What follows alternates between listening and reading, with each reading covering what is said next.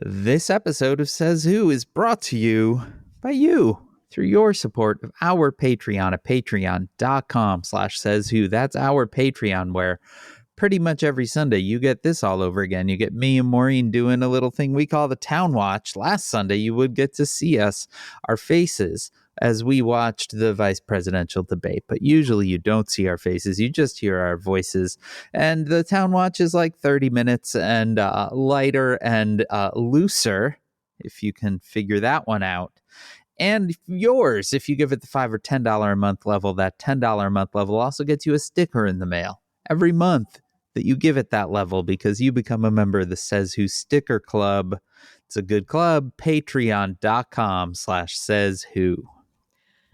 Hola, I'm Maureen Johnson, author of books, and you can read, and if you do read, boy, do I thank you, Death and Mourning House right now, or any of the Truly Devious series.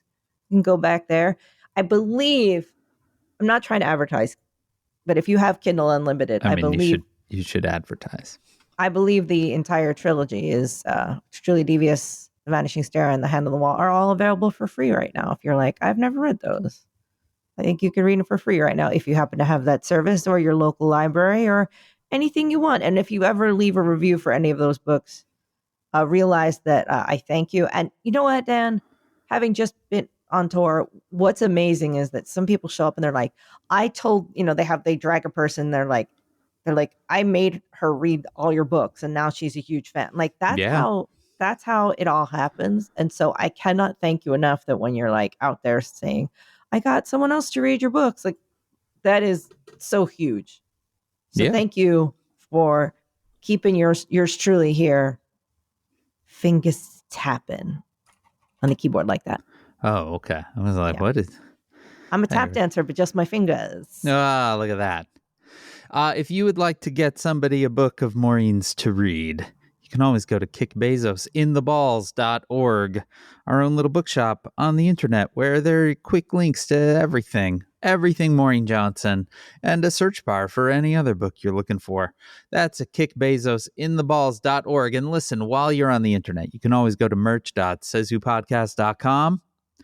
That's where we sell Says Who merchandise. I sell some patches at shop.dansinker.com. And mostly, if you're on the internet, I would beg you to listen to Rebel Spirit, the podcast that I have produced with Keela Hughes about changing a racist mascot name. It's great. I'm so happy with it. The newest episode is out right now, episode 6. It's incredible. There's so much in it. So good. It's dense, but fun and great. And that is available anywhere you listen to a podcast. And you're listening to one right now, so it's probably available wherever you're listening to this. So go do that. Go do that. Yeah.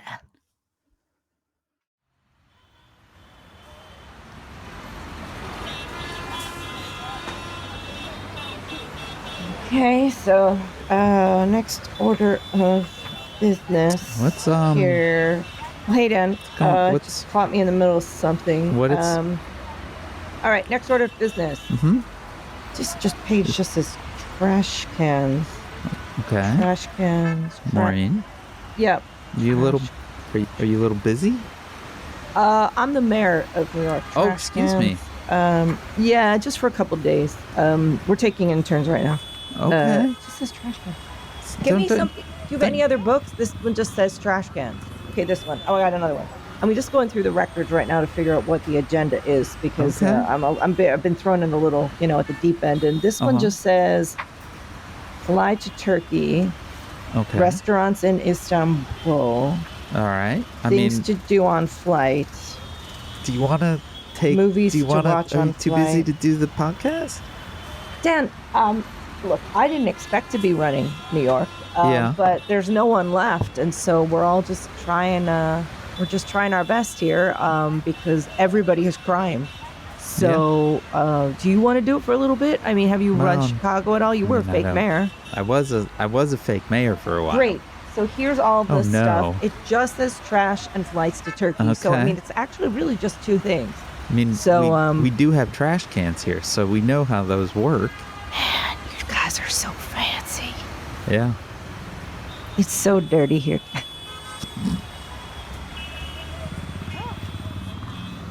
It is so dirty.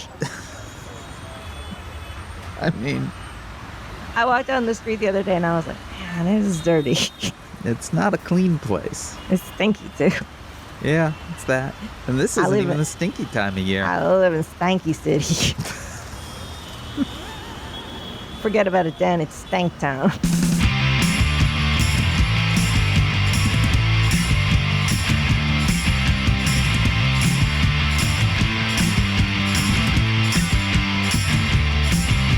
Welcome. To Says Who, the podcast that's not a podcast. It's a coping strategy. I am Dan Sinker. I'm Maureen Johnson, and Dan. Maureen. I was scheduled to be on MSNBC on Saturday. All right. It kind of got thrown into the schedule really fast, and they wanted to cover a book of mine that had been banned because that's how the show works. Yeah. And I tried this particular book. The case they wanted me to talk about happened in 2007 and 2009. Okay.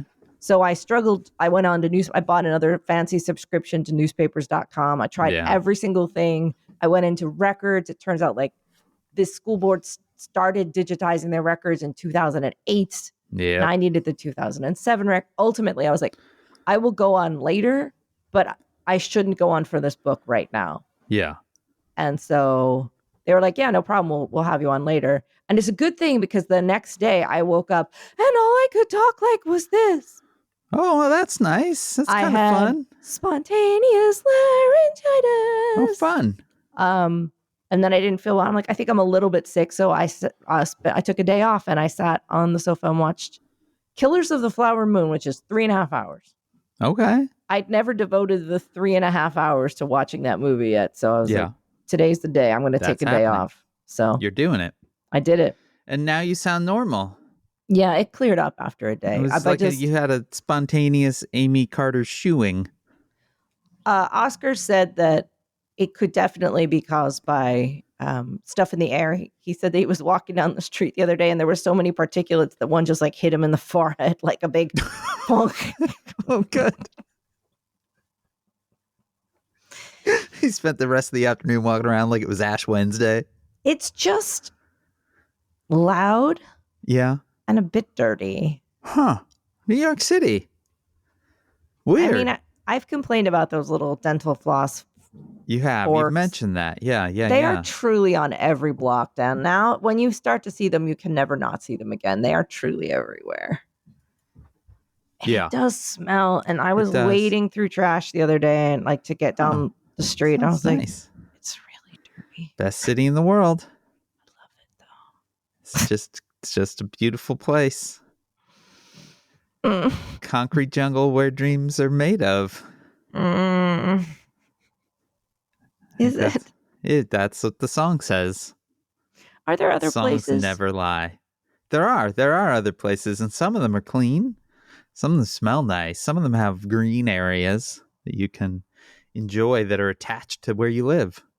I'll think about it. That's worth considering. Nah. But I get it. You know, where else can you get a dental flosser anytime you need one? Just so right off the ground. Oh, so gross. Growing like flowers. Dan, I could just tell you so many gross street stories, but I won't. I mean, I've been to New York City. I've seen the streets. There is one particular street around here that has gotten really gross. And I was afraid that the mayor was going to go in and commit all these atrocities against unhoused people. Yeah. Because of it, because I'd much rather that they had their stuff than be swept away by the police. Yeah. So I'll happily wade through the trash rather than have them injured. However, our mayor is currently doing so many crimes that they're fine. It might come as a surprise, but I have only spent a glancing amount of time paying attention to the crimes of your mayor. I know it seems like I would be relishing it, but I've been a little bit busy and there just have been so many. And now I feel like I'm like a few seasons into a show that I heard was good, but now I'm like, well, it takes so much work to catch up. It truly has happened so fast. Like, we knew he was real crimey, but like we knew he was bonkers because of the Yeah. magic rocks and all the stuff and all his terrible policies. But like the fact that he was so doing these dumb crimes, and apparently so was everybody he'd ever met. Yeah. There's so many now that I genuinely, they arrested his deputy mayor or somebody today. Like, I have no idea what's happening. The thing that I don't totally understand is, and I get that, there's sort of a case that's still being made or whatever, but it seems like a lot of people resigning, being investigated, now being arrested and ultimately indicted. And as far, again, I'm not following this well, but it mostly seems to involve free flights to Turkey. Yeah, a lot of it seems to be like not even just free flights, just like upgrades, like just like slightly better flights to Easter Island. Like it's just, I don't know what's happening. It's like all about using Turkish Airways. Feels so small ball. I know, but then again, like I have done a lot of jujitsu in my finances to try to make sure we get miles to go to England. So I get it. True. If you got to go. He's just got to, apparently everything's got to go through a symbol. That's how it works. I'm sure it's beautiful city. Feels like a lot of people going down. Wouldn't it be sort of hilarious, Maureen, if everyone around him was like on the big time giant foam checks being handed to them take? And he's just getting some free flights to Istanbul. He's just getting free upgrades to premium economy on Turkish Airlines. He's just getting free snacks on the plane. Dan, while everyone else is just cashing huge checks. Dan, everything is a grift. And so right now I feel like it's possible I have burnout. Okay. Because when I open certain emails now or go on social media to do certain things, all I feel is like a kind of pulsing dread of like, I haven't done enough, not enough is like, well, it's like and then I kind of go into a freeze mode. Okay. So I'm tackling that by giving myself the entire month to slowly get the details right. Okay, that's good. I've got Notion now, which is a database program, and I put up a template that just said subscription tracker. Okay. And every day, or not every day, but like once a week on the weekends, I dig in and I go and I find subscriptions to stuff. Okay. Because every program is a subscription. Yes.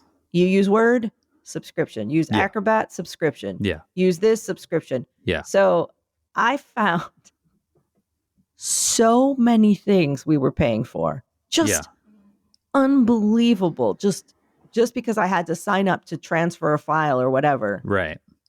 And I was like, oh, I got charged $500 for something. Like, it's just crazy. Yeah. So now I feel like I am slowly digging in. Okay. And finding where all the grifts are. Okay. And there's so many grifts. There are a lot of grifts. Like AT&T was charging us like $100 a month just for like a line that didn't exist. Oh, perfect. It's stuff like that, Dan. And as I do it, and as I straighten out the books, I just want to say, I'm like, capitalism and all of this subscription stuff is such a fucking grift. It's all a grift. And now that they've gone to this subscription mode, the griftiness of it all is really, really showing. The subscriptions for everything was so clearly unsustainable a long time ago, but now is just absolute madness. Oh, it's nuts. Yeah. It's not great. I'm digging it all up, Dan, because I wanted to know what I had. Yeah. And like what services were like just doing things like that, like straightening out what the fuck we were kind of cable we were. This stuff also takes so you just let it takes so long. The thing that's funny about this is that you sound like half of the grifty Instagram ads I get, which are all about clearing out your subscriptions. You mean like ads for Rocket Money or something that'll do it for you? No, they're like apps that you can, I think, connect to your bank account, right? And then they will start to surface all your subscriptions, and the little Instagram ads are like, we found out we were paying for 4 Netflix subscriptions, and it's like, I don't think that's probably accurate, but glad you found that out. I definitely found out I was paying for like 2 subscriptions to Max. All of this is to say, is that I just need a little bit of time Yeah. to like look at the giant pile of stuff was feeling unsustainable. Yeah. Like I just couldn't get to everything. And I'm like, Yeah. here's the point. You don't have to fix it all in one day. Like get a little program list and then every once in a while pick through it. And eventually you just start to find all the stuff. Yeah. I I'm one mean, of those people that I'm like, I need to fix it and I need to fix it today. this year, if I'm not mistaken, you had one book come out. You wrote 2 books. You went on book tours, I had 2 books. international book tours. You had 2 books come out. Mm-hmm. You wrote 2 books. You went on international book tours. Mm-hmm. You went on additional international travel. Mm-hmm. You had crises involving family members. Yeah. Oh yeah, remember when my dad broke his hip at Foodies? Mm-hmm. I do remember that. Oh yeah, this happened. And the whole world is coming apart outside of your own thing. And so I think that it's okay to give yourself permission to feel burned out and to absolve yourself of the I'm not doing enough feeling, because you're definitely doing enough. I'm getting some of that higher functioning fatigue. Okay. So I'm just trying to like, okay, all we're going to do, like aside from the normal work of October, is just give a chance to, okay, just pick through this stuff, put that in a pile there. And we will every day, we'll do a little bit here, we'll do a little bit there. And after a while, surfaces like mental and physical start to clear. And I'm like, okay. So I'm advising if you all are feeling this. Yeah. Getting something like a simple spreadsheet program and just like finding your shit, putting it in there. Yeah. It's like a good start. It's a good start. Because the grift of late stage capitalism, as exemplified in the Stanley Cup accessory. By the way, they're now starting to decorate their Stanley Cups for the holidays. And there's a whole new. It turns out then that when I made TikToks and Instagrams about that, everything went supernova for me. It was like I'd found my calling. Well, yeah. I need to make more. Yeah, but that let's see. This is part of but the thing is, though, it does actually feel good when I get to talk about those. Yeah. That's the one where I'm like, okay, I found it. All right. I found the thing that interests me. Because somehow everything, it's the key, Dan. The key is in there. The key to the grift is all in the accessories, the Stanley Cup accessories. It's true. That part is true. When you find yourself putting pants on your cup, you have to ask yourself, what have we become? That seems sensible. Do you want to talk? You've taken off your glasses. I managed to just itch near my eye and get like a potato chip's worth of grease somehow on my glasses. So now I can see much better. I don't know what was going on with my hand there, but it was gross. I'm going to let you tell. Also, not for nothing, I made last night, I got a really good cookbook and I made Korean vegetarian eggplant tacos with kimchi mayo. Yum. They were delicious, but they gave Oscar and I, we were up all night, like with massive indigestion. Okay. Like we were both looking at each other like, my stomach hurts. Like, welcome to Maureen's gas party. No, it was more like stomach ache. Okay. It was like we both had stomach aches. All right. We man, we've been having a good, nice, simple meal where you do like a Korean barbecue marinated meat, just some spinach and some rice. Oh, it's good. And then just a pound of sriracha. I've become addicted to a new show on Netflix that's called Culinary Class Wars. Okay. It is a Korean cooking show that is so bonkers. It is so over the top. What is it? They took 100 chefs, like just the popular people, like everybody from people who own restaurants to like the best school lunch lady. Okay. And they put them in this arena up against 20 of the most famous chefs in all of Korea, like the Michelin starred ones. Okay. Then they whittled the 100 down to 20. Okay. And then they make them fight each other, battle to battle, a blindfolded taste test with these. Like, it's so but everything about it seems like it's like the Squid Games of cooking. Okay. It's so nuts and so extreme that I've become Wow. heavily invested in it. Okay. But also all the delicious Korean food that's being cooked. Yeah. I'm like, oh, look at all that kimchi. Oh, We you can taste it through the screen. we just went to H Mart the other day and I got to re-up my vat of kimchi that I keep in my fridge at all times. And then the next day I had kimchi in 2 out of 3 meals. And it was the best. You can never have too much kimchi, except maybe last night we had too much kimchi. Okay. All right. Something, we both were like, we're sad. Oh, that's too bad. And so we had both real weird nights of sleep. And I woke up kind of feeling like I needed to tell you every single thought in my head. That's all right. That's literally the purpose of this podcast, I think. Burnout, Dan. October 2024. Who would think there'd be burnout involved? Yeah, it's weird. Who knew? Who knew? Well, I think before we get to kind of chatting about some of that, I think we should probably give a little bit of shout out and thoughts to folks listening that are either in or have family that have been affected by both the hurricane that just happened. Feels like it only just happened and absolutely wreaked fucking absolute havoc on North Carolina and Georgia and elsewhere. And now there's suddenly one bearing down on the Tampa area of Florida. Milton. That looks horrific. Like a nightmare. It's dropping in pressure. So, I mean, I think everyone now has seen the video of the newscaster from Florida who just starts crying. Oh, I have not seen that. It's a very famous, like, beloved Florida newscaster. Okay. And he's talking about what's happening. And he just starts tearing up and his voice breaks because he said it's dropped 50 millibars. He's just so overwhelmed by the pressure drop. Yeah. And how fast it went from a tropical storm to a category 5. And how it seems not great.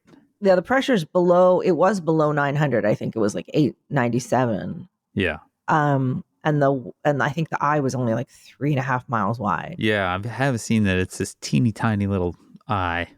Bad.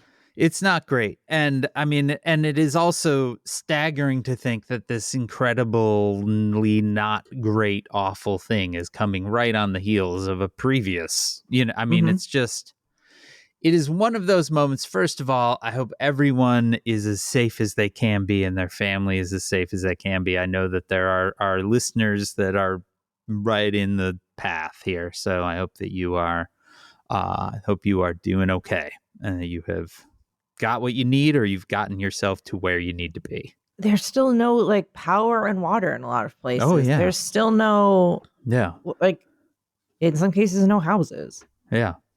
No, it's not a good situation. If you are in New York, my hairdresser who lives in Nashville just happened to be here when it hit and she's stuck. She's amazing. If you want your hair done, I will give you her name. She's taking clients while she's here because I'm not sure when she can go home. Yeah. It's just, she was lucky. She and her boyfriend just happened to be here when it hit. Wow. But now they're stuck. I mean, it's just so horrific. Like we spent a couple days just finding all of our friends. Yeah. There's author Stephanie Perkins lives down there. She is safe. I'm happy to report. But like also friends of the family couldn't be reached for days and days and days. And they finally got one report that our family friend her partner was away and she was alone with her 4 dogs when it hit. And then no one could hear from her for like 4 days. Yeah. So, and this storm is bad. And we're watching, like, climate change is now. Like, it's not in the future.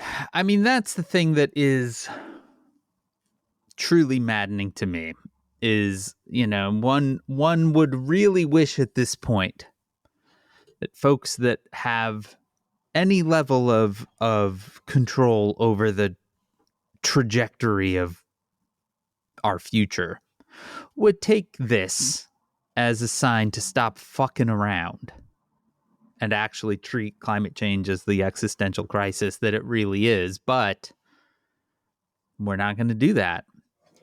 I think a lot of them are like, it's already happened, so let's just like make as much money as we can.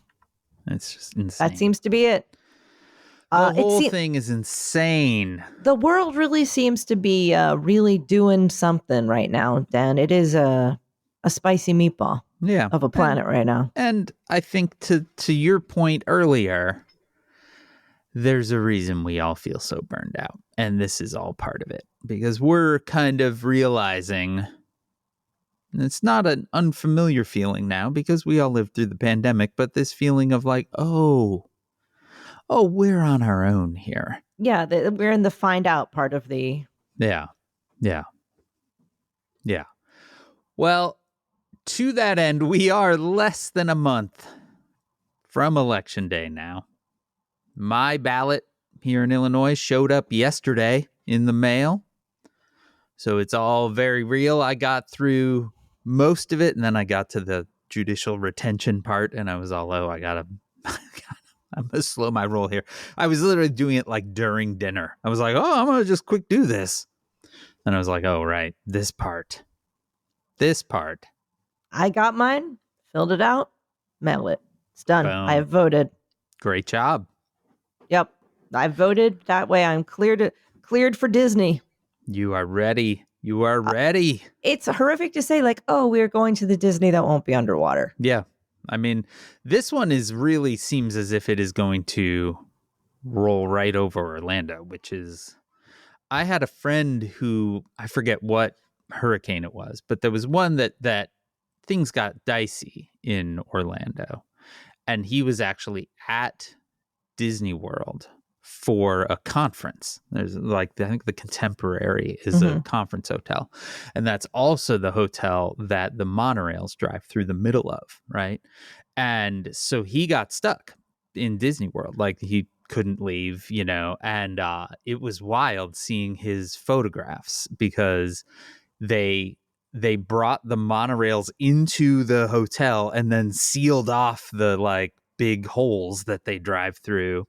And yeah, basically he was like, they kind of treated it like we were suddenly on a cruise ship. They had like entertainment all the time and, kind of grab and go food and all of that sort of thing. Like, but yeah, things are not, things could well be pretty wild there. So if you're listening from just a giant chunk of the middle of Florida, like, yeah, Dan, it's really quite something, isn't it? Living in 2024. It's not great. It's not my favorite. It's not the best thing. We've been on a ride. We've definitely been on a ride, and I don't think we're getting off that ride anytime soon. I